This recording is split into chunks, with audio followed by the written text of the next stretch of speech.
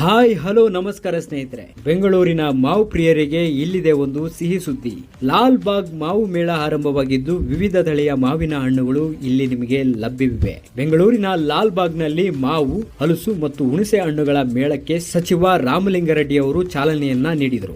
ರಾಜ್ಯದ ವಿವಿಧ ಜಿಲ್ಲೆಗಳಿಂದ ರೈತರು ಆಗಮಿಸುತ್ತಿದ್ದು ಅಪರೂಪದ ತಳಿಗಳ ಪ್ರದರ್ಶನ ಕೂಡ ಇಲ್ಲಿ ಇದೆ. ರಿಯಾಯಿತಿ ದರದಲ್ಲಿ ಹಣ್ಣುಗಳನ್ನ ಮಾರಾಟ ಮಾಡಲಾಗುತ್ತಿದ್ದು ರೈತರಿಂದ ನೇರವಾಗಿ ಖರೀದಿಗೆ ಅವಕಾಶವನ್ನ ಕಲ್ಪಿಸಿಕೊಡಲಾಗಿದೆ.